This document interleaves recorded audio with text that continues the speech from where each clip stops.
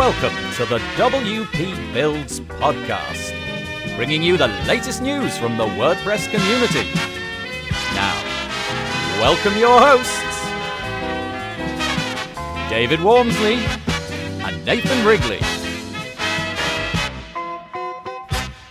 Hello there once again and welcome to the WP Builds podcast. You have reached episode number 322, entitled Why Accessibility is So Important and How You Can Do Better, with Nic Steenhout. It was published on Thursday the 13th of April 2023. My name's Nathan Wrigley and I'll be joined in a few short minutes by Nic so that we can have our long and in-depth chat about accessibility. But before that, just a couple of bits of housekeeping. Don't forget that we do quite a lot of shows. We do the podcast that you're listening to now, but also we do the This Week in WordPress show. That goes out live every Monday at the URL wpbuilds.com/live. We love to have people in the chat. There's often quite a lot of commentary. It's a jolly fun experience. Like I said, 2 p.m. UK time every Monday, and then we repurpose that as a podcast episode the following day. If you want to keep in touch with all the things that we do, go to our subscribe page and get yourself on our email list, wpbuilds.com/subscribe. There you'll also find all of the other ways that you can interface with WP Builds. Another popular page is our deals page. I say it's a bit like Black Friday, but every single day of the year, wpbuilds.com/deals. Go there and check out to see if something that you're after in the WordPress space is available for a specific coupon code amount off. The WP Builds podcast is brought to you today by GoDaddy Pro. GoDaddy Pro, the home of managed WordPress hosting that includes free domain, SSL, and 24/7 support. Bundle that with The Hub by GoDaddy Pro to unlock more free benefits to manage multiple sites in one place, invoice clients, and get 30% off new purchases. You can find out more by going to go.me/WP Builds. Once again, go.me/WP Builds, and sincere, honest thanks to GoDaddy Pro for their continuing support of the WP Builds podcast. Okay, what have we got for you today? Well, it's all about accessibility. Nic Steenhout is a certified expert in this area, and he's here to talk about all of it. There's a lot of gripes about the different things that are out there on the internet that make it very difficult for people to really make any use at all of the internet, and Nic talks about all of the different pieces. We cover an awful lot of topics. It was quite a long conversation. We actually had to postpone the recording of it because about halfway through, Nic's audio just kind of collapsed, so I've had to slice it all together. Hopefully it's nice and coherent. I'm pretty confident that it is, but we cover the whole range of accessibility, and obviously this is increasingly a very important part of your WordPress website workflow. So, I hope that you enjoy it. I'm joined on the podcast today by Nic Steenhout. How are you doing, Nic? Pretty good. Yourself, Nathan? Yeah, thank you. Nic and I have had a very brief little chat about the subject that we're going to talk about today, and honestly, I think this is an important one. It's an important subject to get your head around. You may have been burying your head in the sand about this one, but it's time to get your head out the sand, because Nic's here today to talk about all things accessibility. Now, this seems to be a hot topic at the moment, and Nic has the credentials to talk about this subject. So, Nic, first question really, it's a bit of a general one, but could you just introduce yourself, your background, how it is that you've come to be on a podcast about accessibility in this case? Yeah, so I am Nic Steenhout, and I've been doing web accessibility in one way or another for a very long time, nearly 25 years now. I used to build websites using Notepad and handwriting my HTML, and over the years I've done more and more work in accessibility specifically. I started really thinking about accessibility when I had a deaf colleague who came in and she said, I got some video instructions on how to set up my new wireless printer, but I actually can't understand the instructions because there's no captions on the video.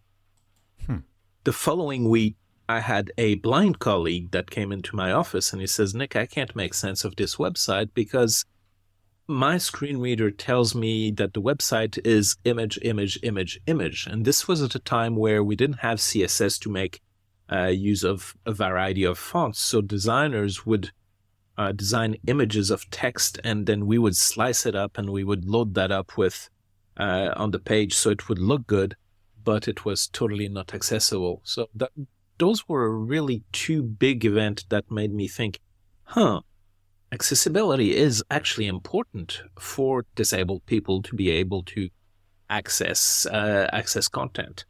And since then, well, I've done all kinds of things, including being a core developer in the Joomla CMS.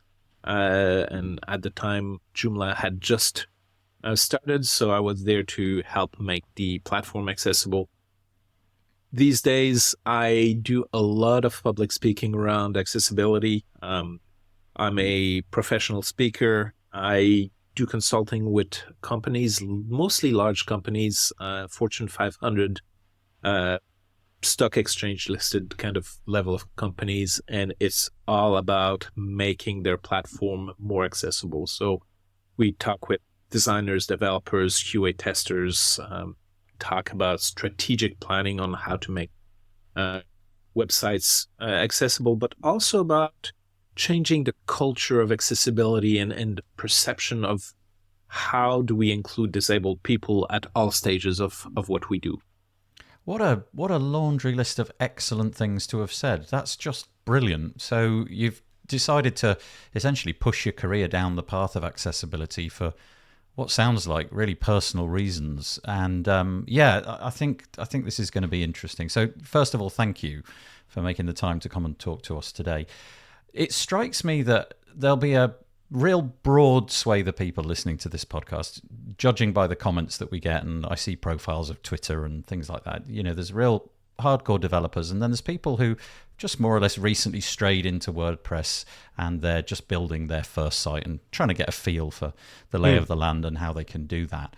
And it may be that the word accessibility, whilst they understand what it means, they may have absolutely no conception about the broad nature of the ways that people consume the internet.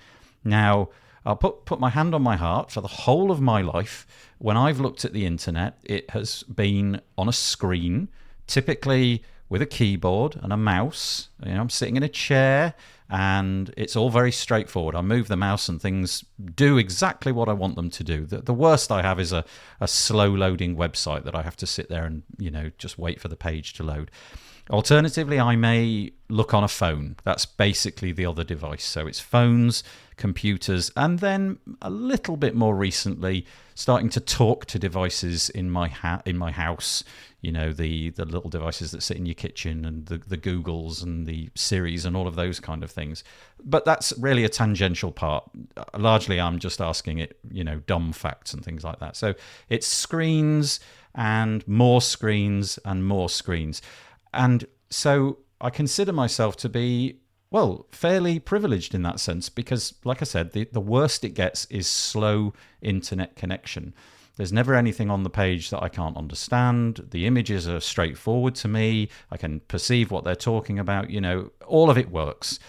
But that's not the case for a proportion of people on the planet. And it may be interesting just to lay out the multitude of ways that people do consume the internet who are not like me. Yeah. There's a joke that I used to make that I guess I still make, but, you know, the word normal, really, it's a cycle on the washing machine. Because there's no norm. We are all different. We all have accessibility issues in one way or another. The most recent numbers out of the United States Center for Disease Control, the CDC, say that 26% of the adult U.S. population has a significant disability in one way or another. That's more than 1 person in 4 has a disability. Oh, wow. Worldwide, the numbers vary a lot. But typically it ranges, the official numbers range between 17% and 26%. And that comes down entirely to the kind of questions that are asked during surveys. So if you ask someone, do you have a disability? Maybe they'll say no, even though they might have a disability. So basically, 1 in 5, 1 in 4 is a good guesstimate. So we're starting to talk about a lot of people that have a lot of different disabilities. And if we break it down, we have 4 main kind of disabilities that mean that people may have an impact in how they use the web. One is vision impairment. Someone may be blind, someone may have low vision or any kind of thing around that range. The other one is hearing impairments. Someone might be deaf, have no hearing at all, or someone might be hard of hearing. We have folks with mobility impairments. So someone might be paralyzed, or they might have some tremors, or they might have had a stroke and have difficulty with fine motor control.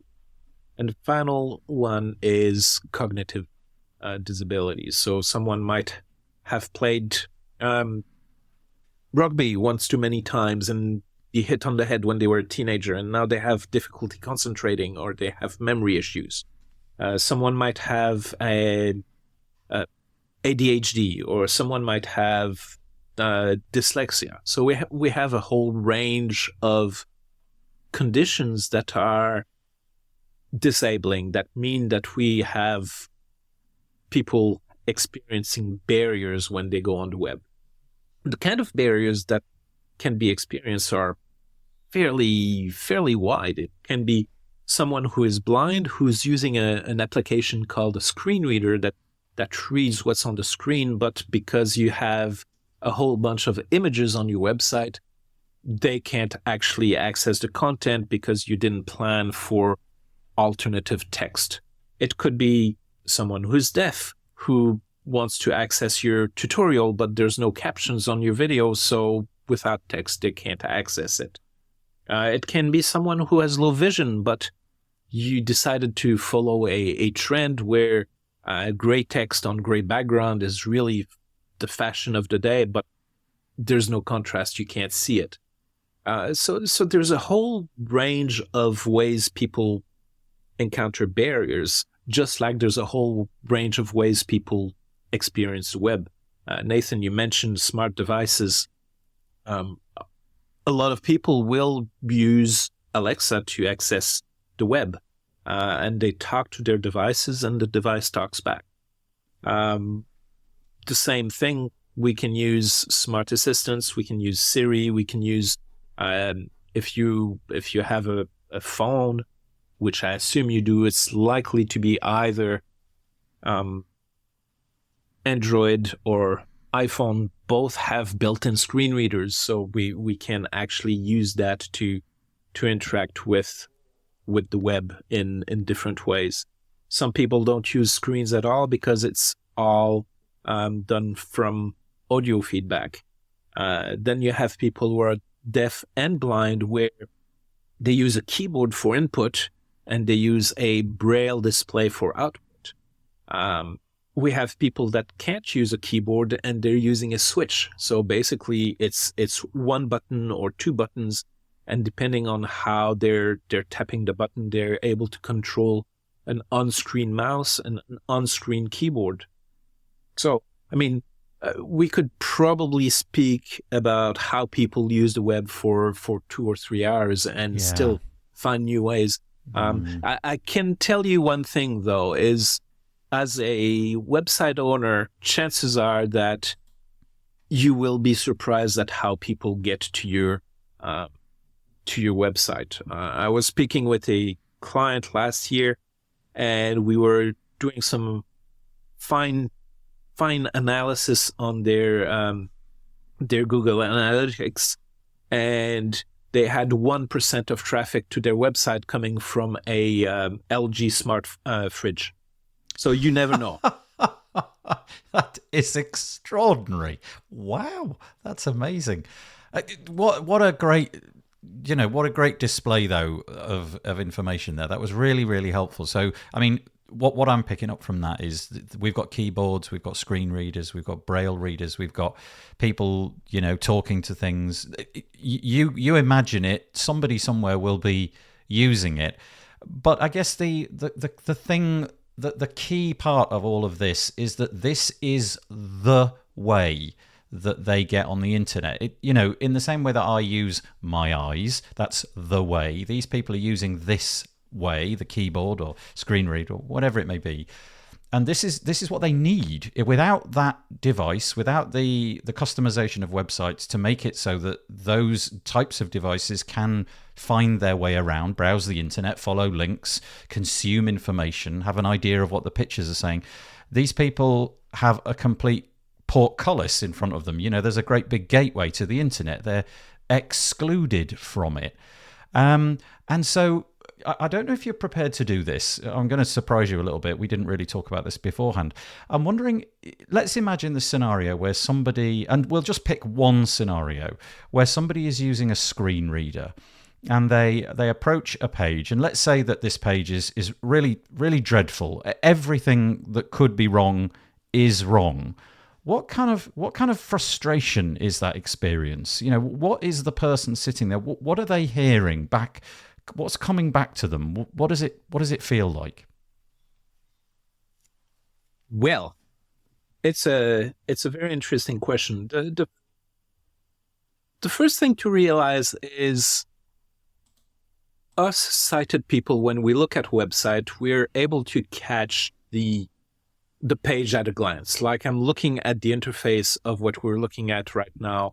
I'm have the typical browser page with the tabs at the top. Then I have an address bar because I like to see the address bar, and then it's a dark gray screen with, on the right of the screen, I have the Clean Feed logo.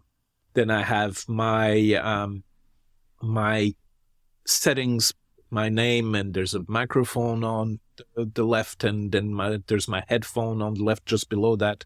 And then I see you, Nathan Wrigley. It says it's connected.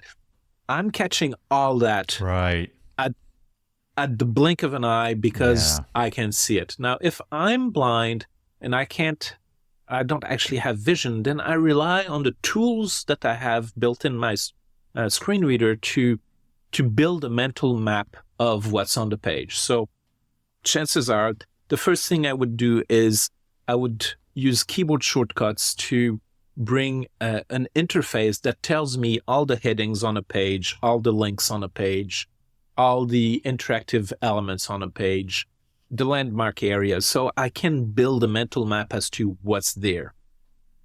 If the page hasn't been marked up properly, doesn't rely on headings, or doesn't use proper markup for buttons or links and these kinds of things, that mental map suddenly is not possible to be made. It's just nearly impossible to make it happen.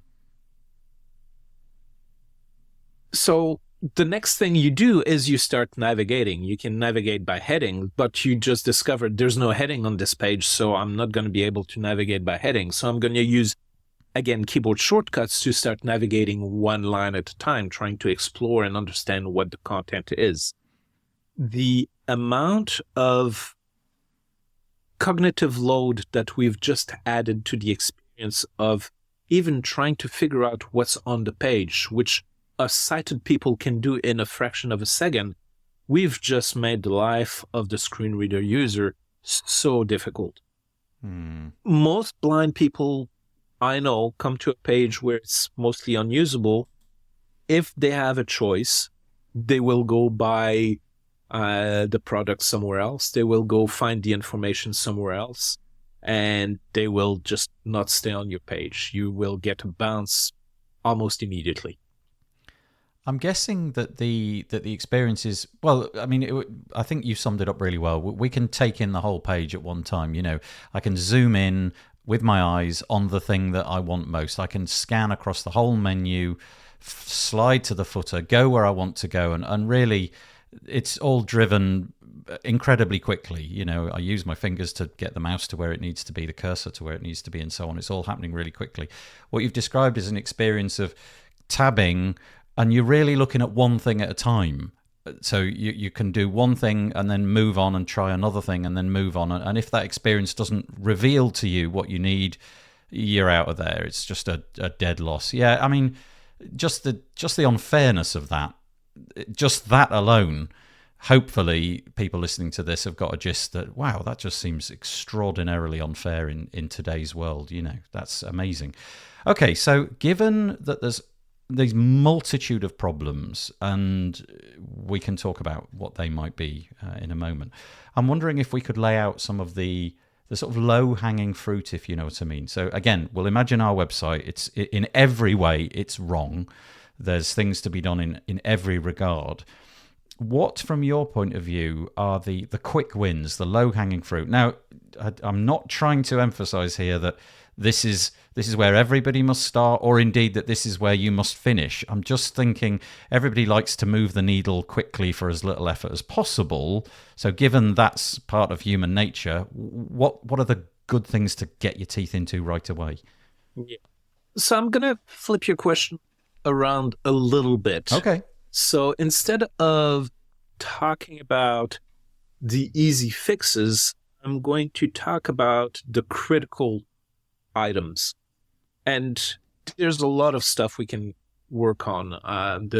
When we're thinking accessibility, the way we have to measure that is called the Web Content Accessibility Guidelines.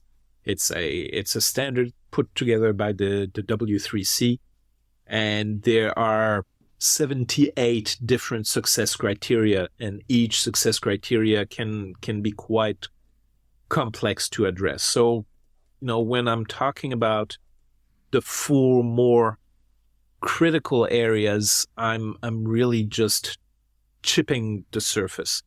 And these 4 are keyboard, images, forms, and contrast.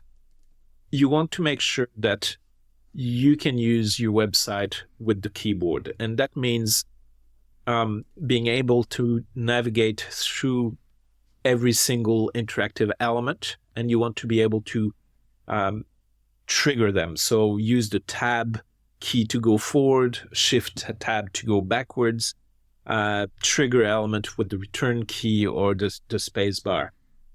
Part of that, you also want to make sure that there's visible focus when you're using the keyboard. And this is something that everybody can do because everybody has a keyboard. You can go on any website today and start using the tab key and the shift tab to move forwards or backwards on the page and see if you can trigger the interactive elements. Right. That is probably a fairly straightforward things to fix in general, but it's most certainly one of the most important things that you can verify, and everybody has the tool and everybody knows how to use a keyboard mostly.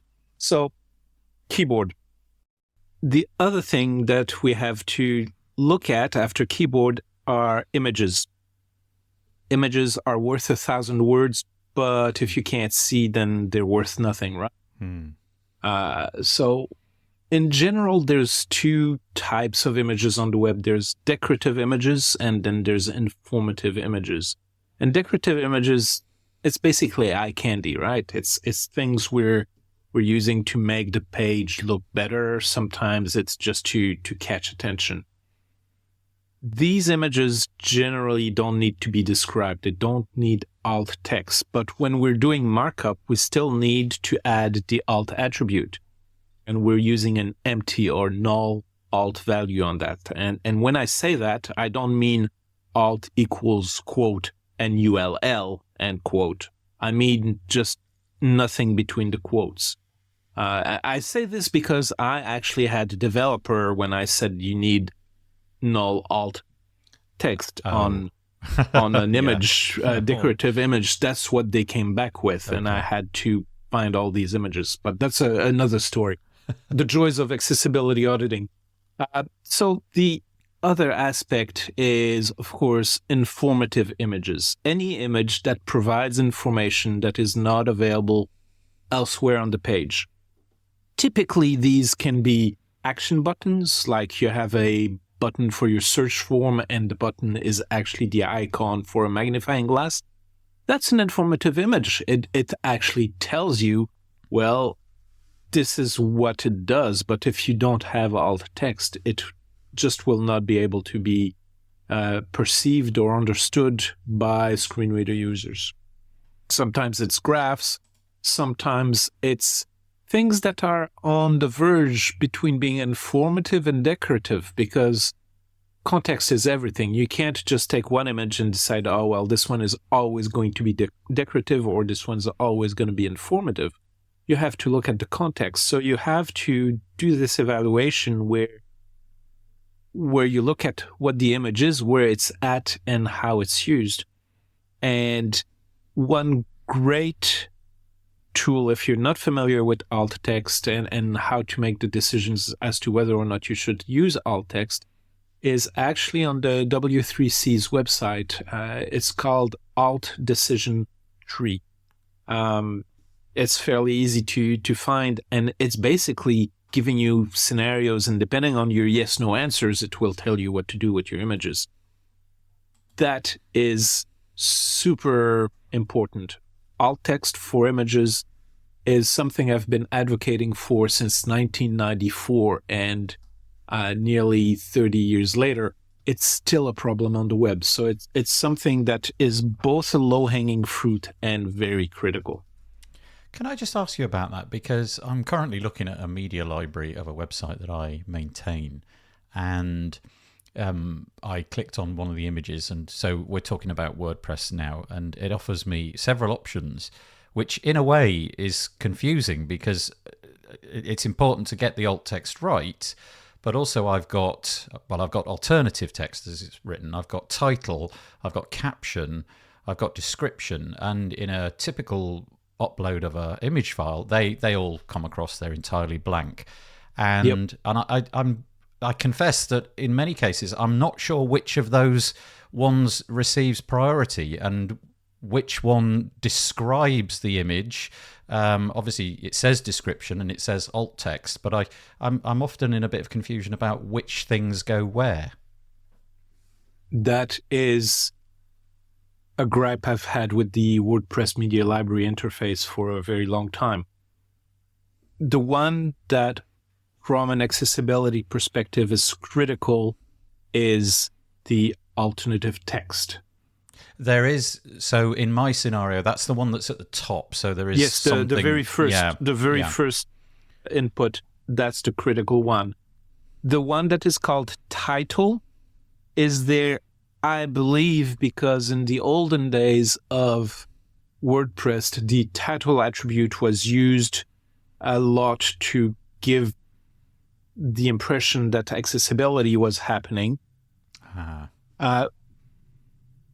But the title attribute is actually ignored by a lot of the assistive technology, or it will be spoken as well as the alternative text, or it will override the alternative text. So if I have a piece of advice around the title attribute is, in 99% of cases, you don't want to rely on that. Okay.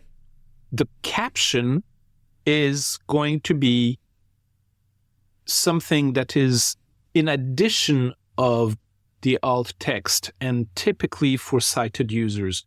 So, for example, you would have a small graph or a small schema or something like that.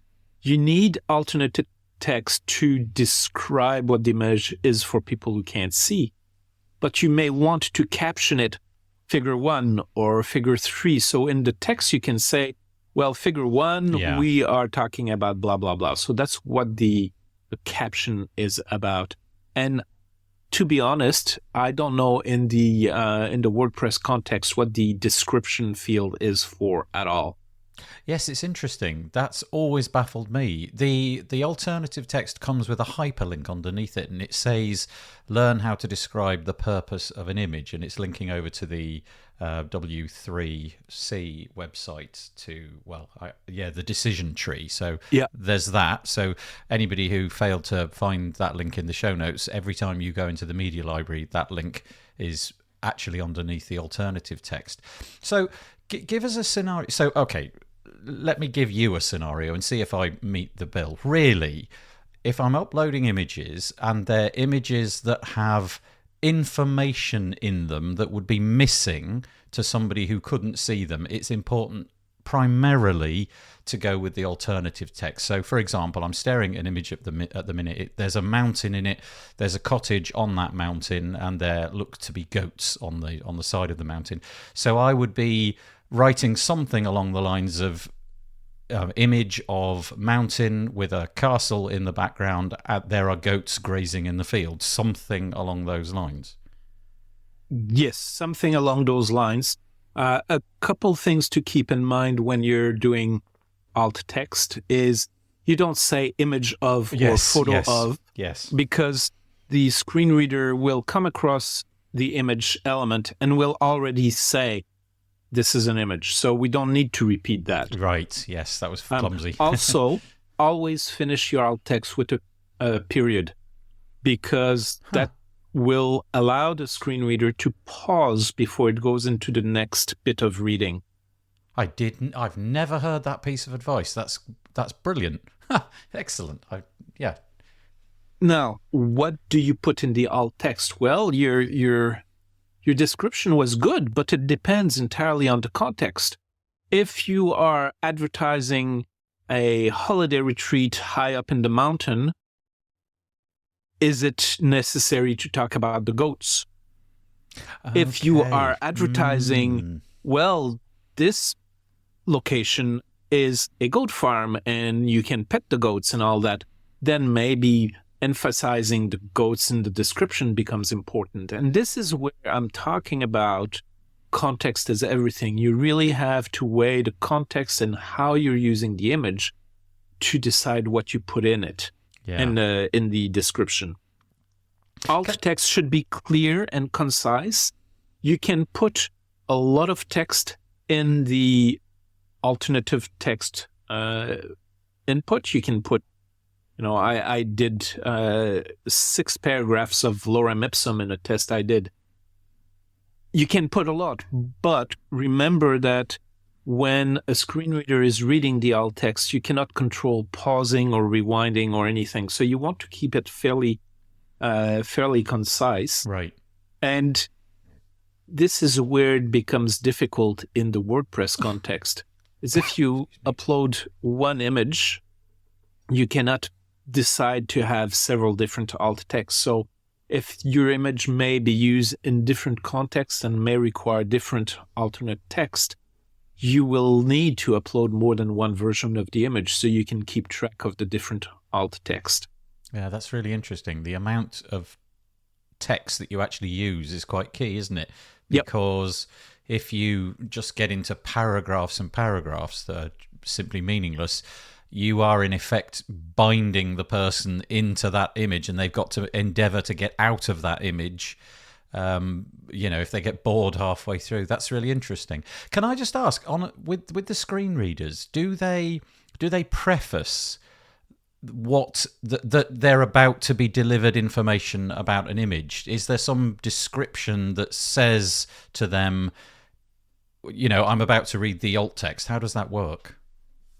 When you're navigating the page and you come across an image, you will be told there's an image, and then it will speak the alt text. Okay. So there's no, hey, heads up, you're about to receive alt text, other than, oh, here's an image and here's the alt text. And if the alt text is entirely null, as in blank, does it just skip that entirely, or does it say correct. There's an... Okay, so it doesn't say there's an image, but, we've got nothing to report, essentially, right? Yeah. Screen reader users, advanced screen reader users, can actually toggle settings in their application where they can decide to have all the elements announced, whether or not there's alt text.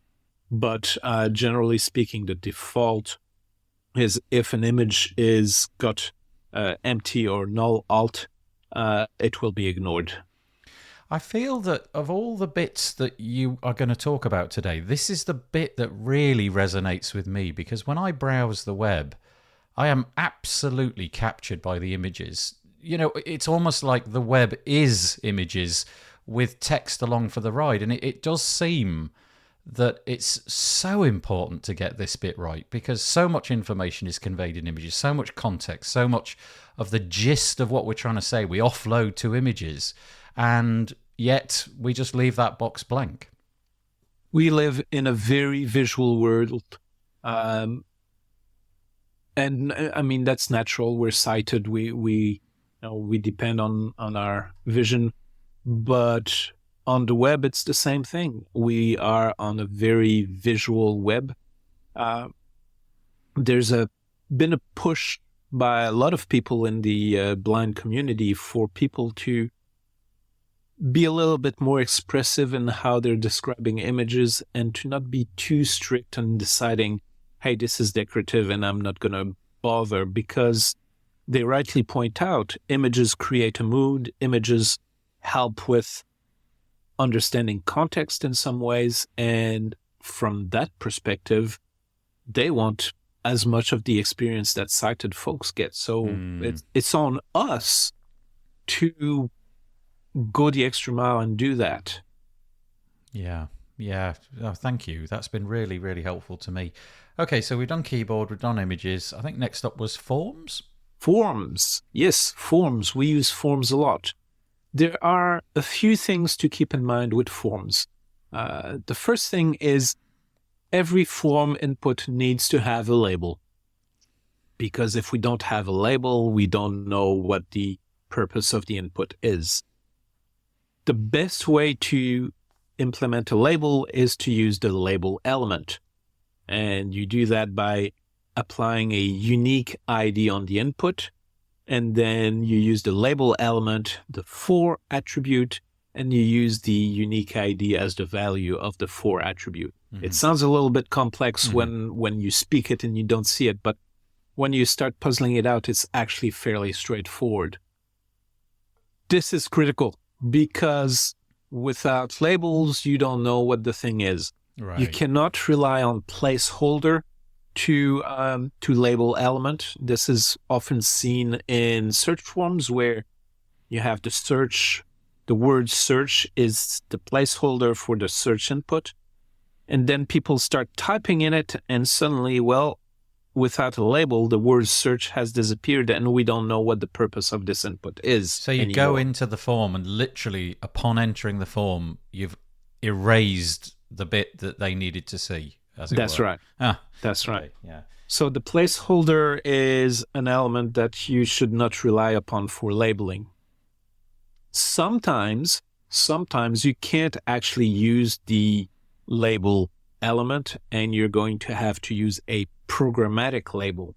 And the way you do that is you use the attribute area-label, and then you use whatever text. There's a few more issues, but this is not a highly long-term podcast, so I'm not going to go in the other ways.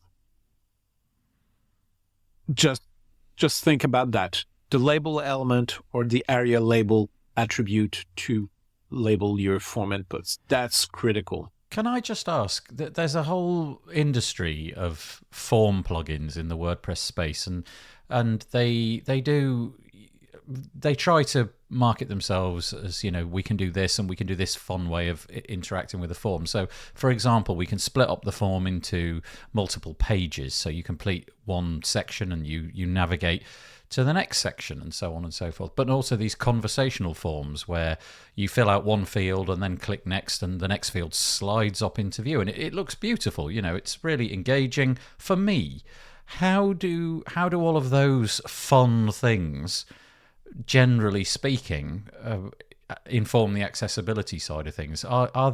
Is it better to just have a plain form, all of it on the page at once, or is it okay to have those multi-page conversational type forms?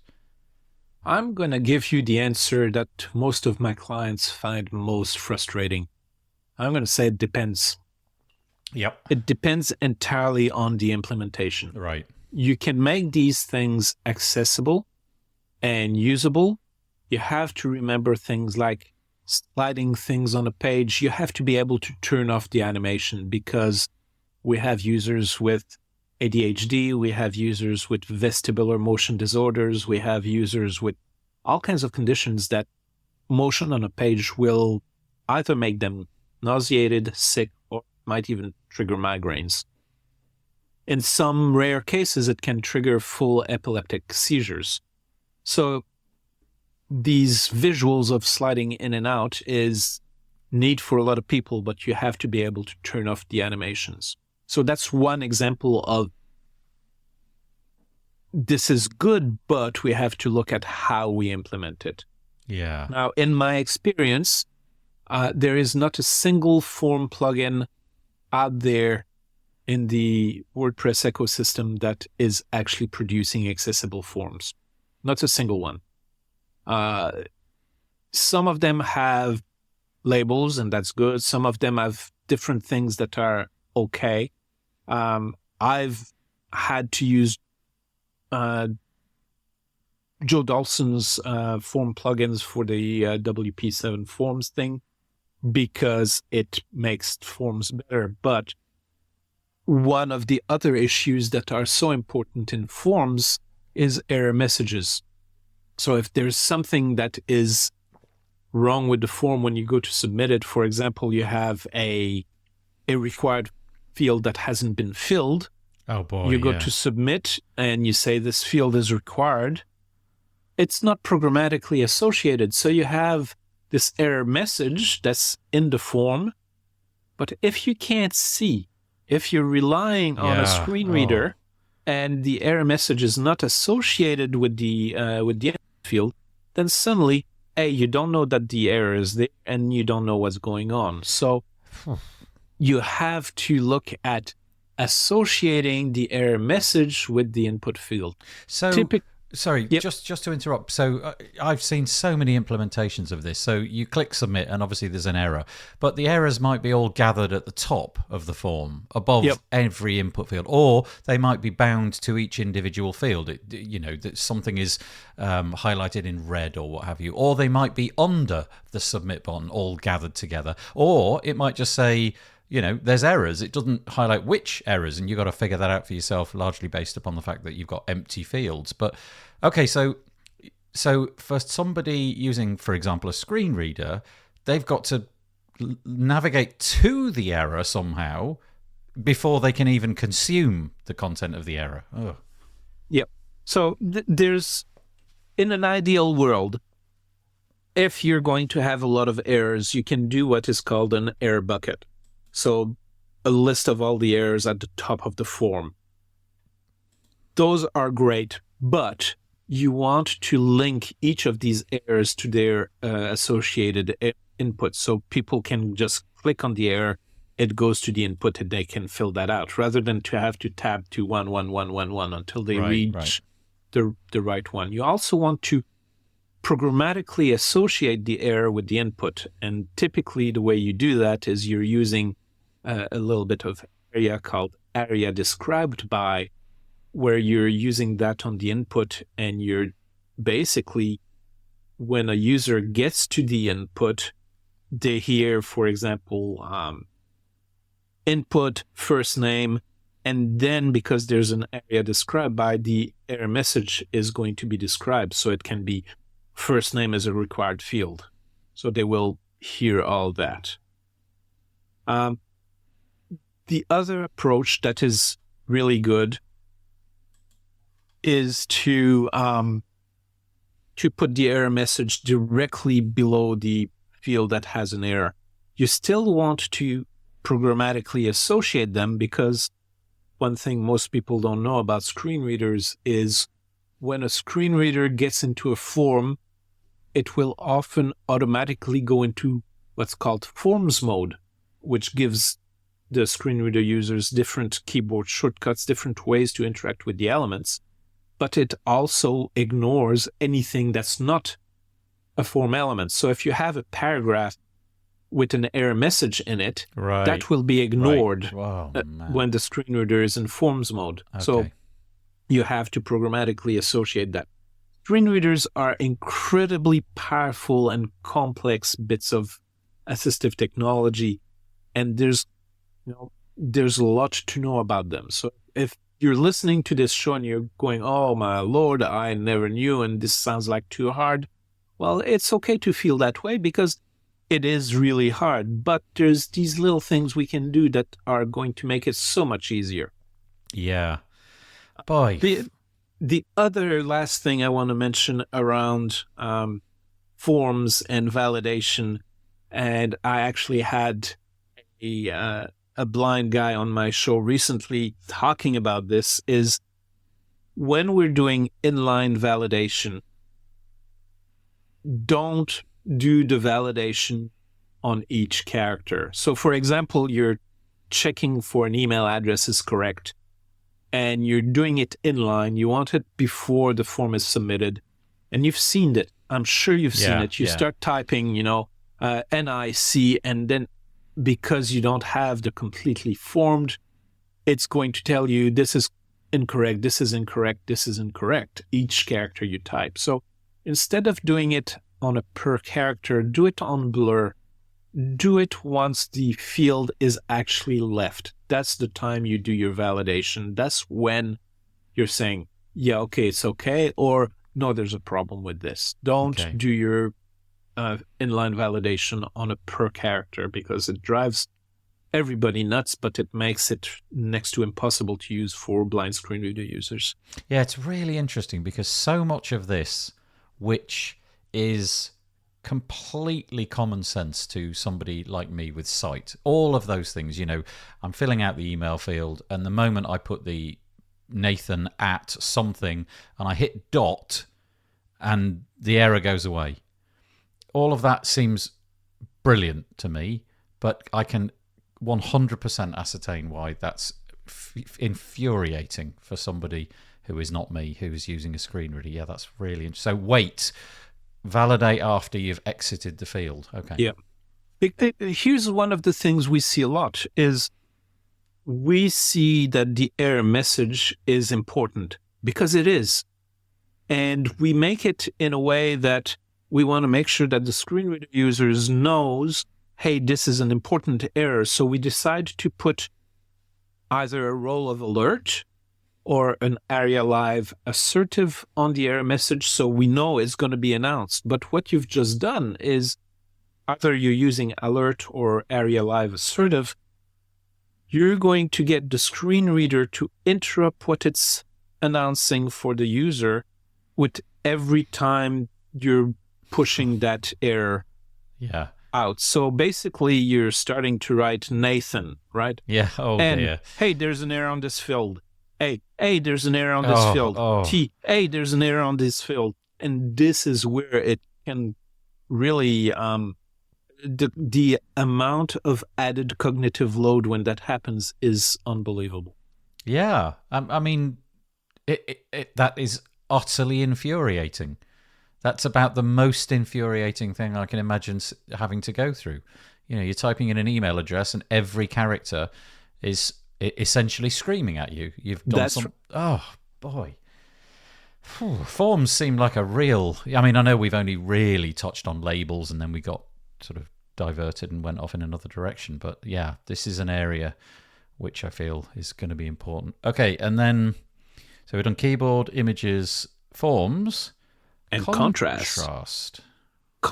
There's been this thing about gray text on gray background looks fantastic.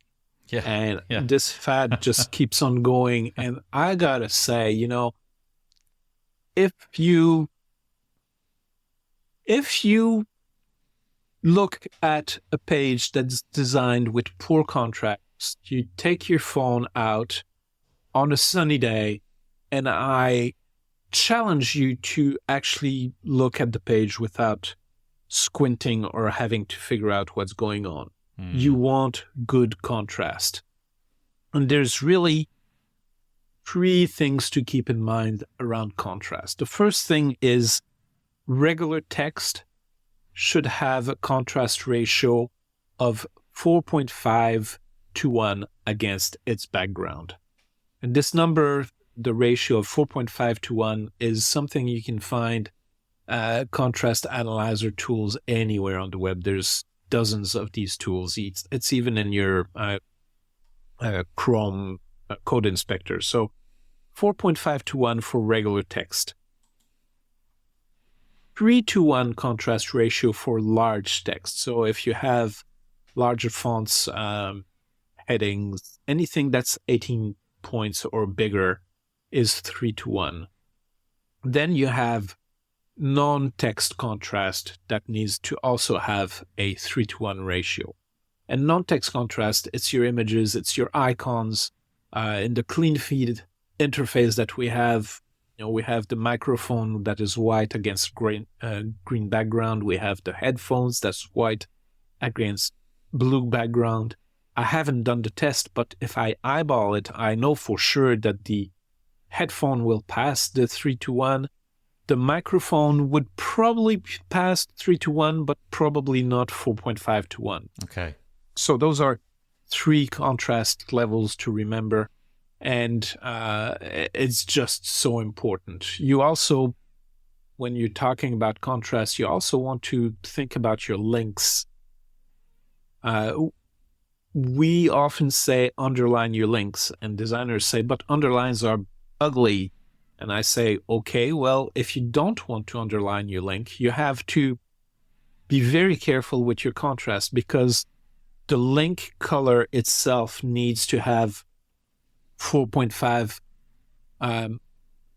to 1 contrast against the background, but to be able to be identified as being different from the surrounding text, it also have to have 3 to 1 contrast against surrounding text. Right, okay.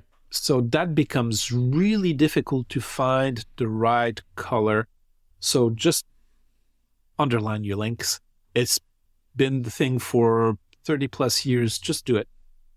Can I ask, in terms of, let's say you mentioned icons and the ratio that you need there, what is the...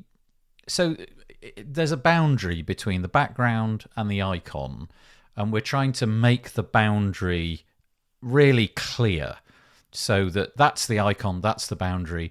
What is the person perceiving there if the boundary isn't as clear as that? If the contrast ratio is not high enough, is it that it just sort of fades into the background and is more or less invisible? Is it that the background is blurry, so it's almost like you're squinting at it?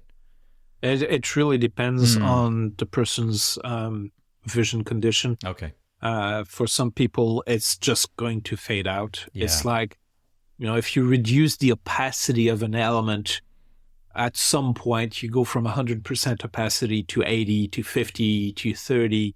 And at some point, it's going to become so faint that you can't see it. For some people, their vision means that if there's not enough contrast, what is clearly visible to us at maybe 50% will not be visible at all. So that's where we have to have that good level of contrast. Yeah, so the background, so essentially the icon could be indistinguishable from the background, aka the icon doesn't exist. It's just not even there. Oh, yeah. Wow.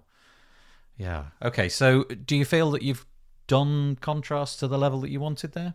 I think so. I mean, okay. I could always talk more about these things, yeah. but as an intro... I feel there's a good 12 hours in you about all of these things, but yeah. So, Okay. So the next thing I wanted to ask is, you've mentioned, along the way, that, there's tools to do this and there's tools to do that.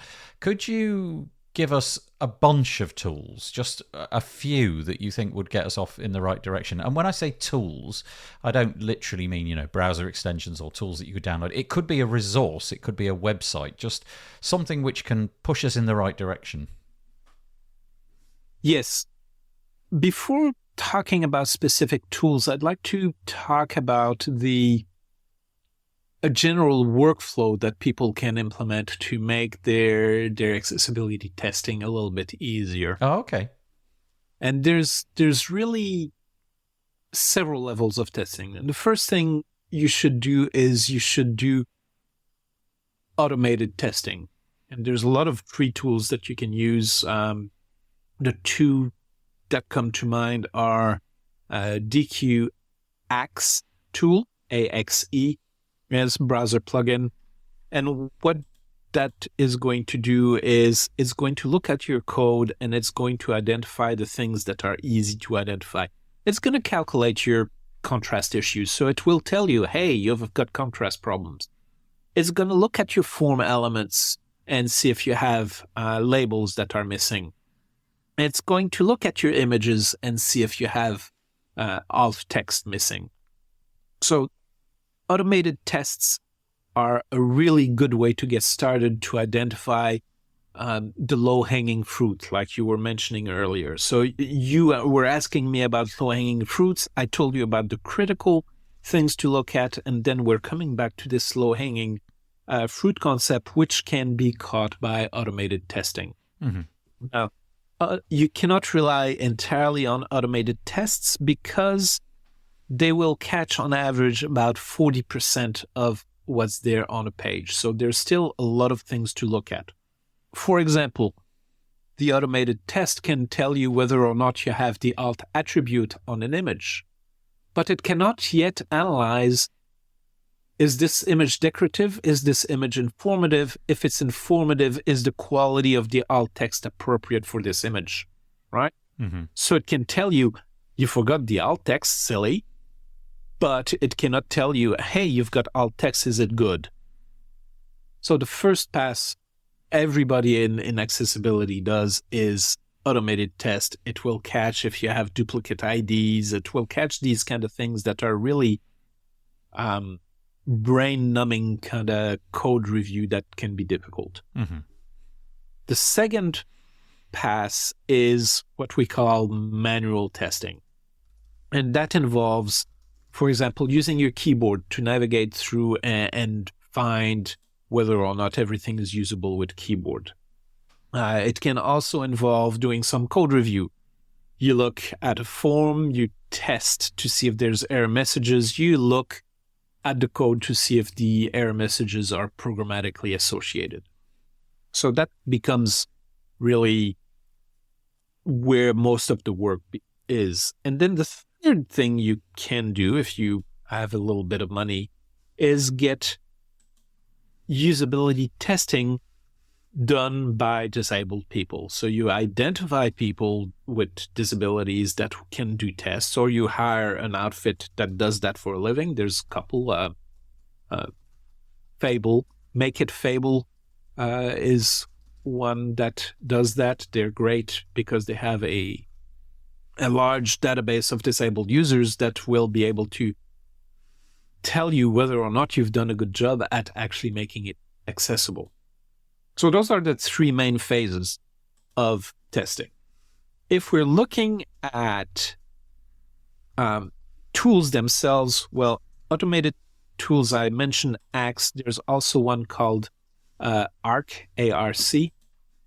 Either are pretty good. One thing that I think is perhaps the best option out there, if you aren't familiar with how you do accessibility testing, is a tool called Accessibility Insights. And it uses the Axe automated engine to do a first pass of automated tests.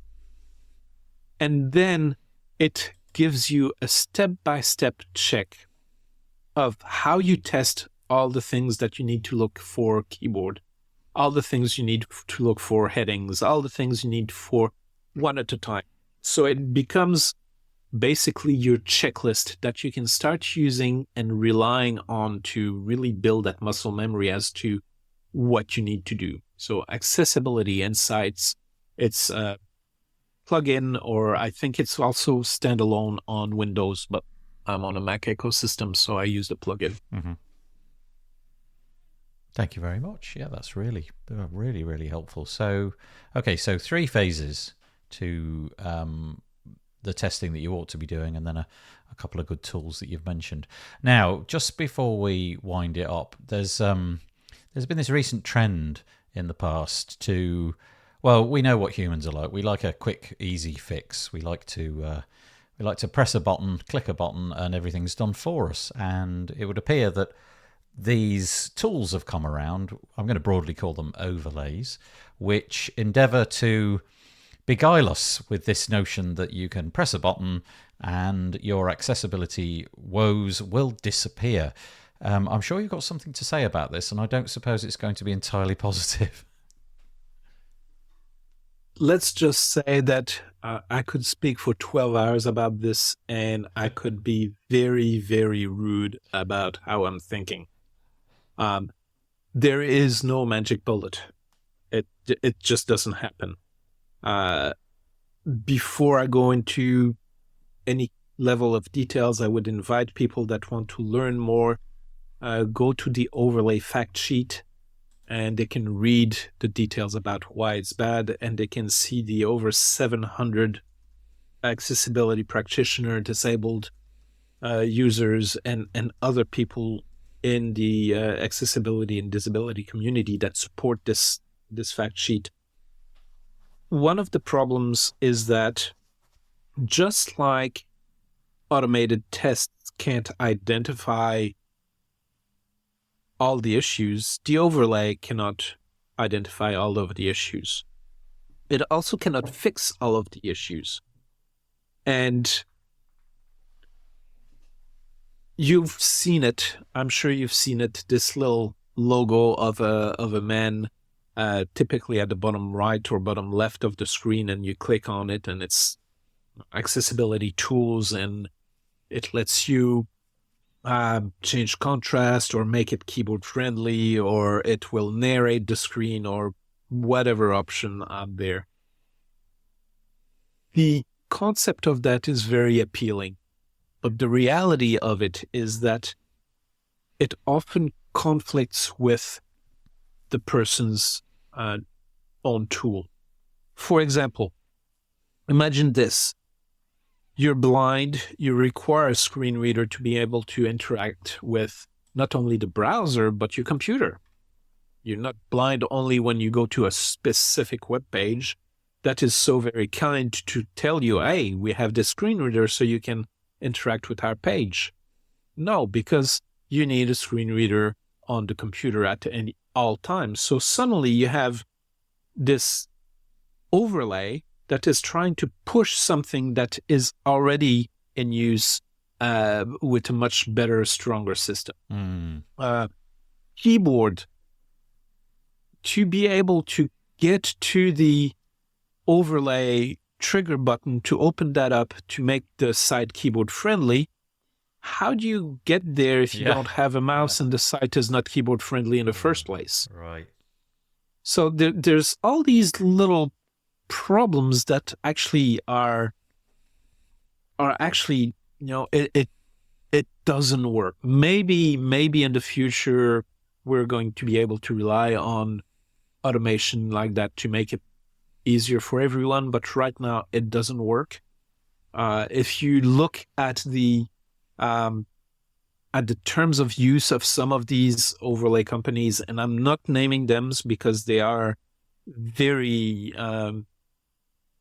very quick at suing people that are talking bad about them. But if you're looking at the terms of use and the conditions and the warranties, you will see that a lot of them are telling you that they can't actually guarantees to do the things that they promise to do. And then the last bit to consider is that more and more there are accessibility lawsuits out there. So if your website is not accessible, it is possible you will get sued.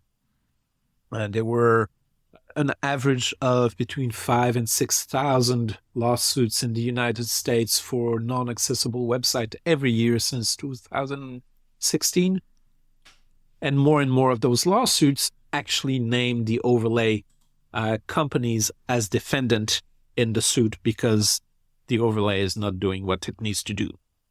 Right. So maybe you think it's neat and easy and quick and whatnot to use one of these tools, but ultimately you are not achieving what you want to achieve with it, and you're spending your money for nothing.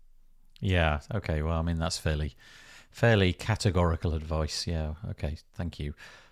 Just before we wind it up, I'd like to give you an opportunity to talk about the podcast that you do, and also to mention some other resources that you feel are of interest. So let's begin with your podcast and then move on to other people or websites that you might like to recommend. So tell us about the Accessibility Rules podcast. Yes, the Accessibility Rules podcast, A11YRULES.com, is I have two series, and the one that is really most interesting and most active right now is called The Soundbite. It's a series of short conversations I'm having with disabled people, and by short I mean generally less than 10 minutes, where we talk about where the disability is, what barriers they experience on the web, and what message they have for designers and developers. And I think this is really powerful because we can talk like we've been talking about accessibility, but until we really understand the impact lack of accessibility has, it's just completely different. And to hear it in the words of disabled people is really powerful. And once you've heard it, you can't unhear it. So, I obviously I'm preaching for the choir here. I'm biased. I think it's a wonderful show. But I'm also hearing from a lot of people that it is a wonderful show and it's a very powerful thing. So check it out. One episode every week on Monday is coming out. So that's my show. Resources, the Web Accessibility Initiatives section of the W3C website is absolutely filled with great information. That's w3.org/WAI. There's so much stuff there to look at. So I think those are probably your two starting points: my podcast, and the WAI website, and then look at the DQ universities. That's DEQUE. They do the AXE tool, and in the AXE tool, when they're running their automated test and they're returning an error, they will link to their explanation as to why these things are wrong, and it refers to the standards. So it's actually quite well done. There's the